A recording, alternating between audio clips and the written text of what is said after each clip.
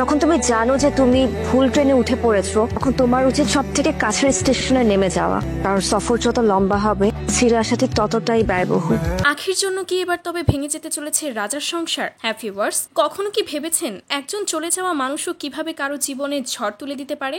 রাজা এখন বিবাহিত, নতুন জীবন শুরু করেছে, নতুন সংসার গুছিয়ে নিতে ব্যস্ত সে, কিন্তু পুরনো সেই মানুষটা অর্থাৎ আখি এখনো যেন ছাড়তে পারছে না অতীতকে। প্রতিদিনই আখির নানান পোস্ট, কখনো পুরনো দিনের ছবি, কখনো রাজার পরে থাকা শার্ট পরে ভিডিও, আবার কখনো ক্যাপশনে লেখে স্পেশাল ডেতে তুমি কেন নেই আমার পাশে। আবার অন্য সময় বলে যদি বুঝতে পারো তুমি ভুল করছো এখনই ফিরে আসো, না হলে অনেক বেশি দেরি হয়ে যাবে।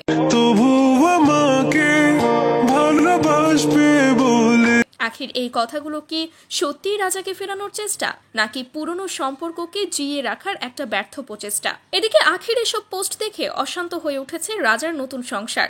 রাজার স্ত্রী মৌসুমী কিভাবে এসব সহ্য করবে বলুন? সে তো একজন মেয়ে, শত হোক সে একজন স্ত্রী হিসেবে মৌসুমীরও তো একটা সম্মান আছে, কষ্ট আছে। সূত্র বলছে এই নিয়ে প্রায়শই নাকি ঝামেলা হচ্ছে তাদের মধ্যে। রাজাও এর আগে একবার লাইভে বলেছিল আখির এসব পোস্ট আমার সংসার ভাঙার কারণ হয়ে দাঁড়াচ্ছে।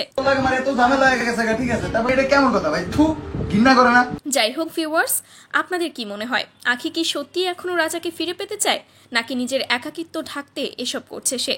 আসলে জীবন কখনো কখনো আমাদের সামনে এমন কিছু গল্প লিখে দেয় যেগুলো আমরা চাইলেও মুছতে পারি না। ভুল সময়ে ভুল সিদ্ধান্ত, আর সেই ভুলের মাসুল দিতে হচ্ছে এখন সবাইকে। এই ঘটনার পরবর্তী আপডেট পেতে আমাদের সঙ্গে থাকুন। ধন্যবাদ।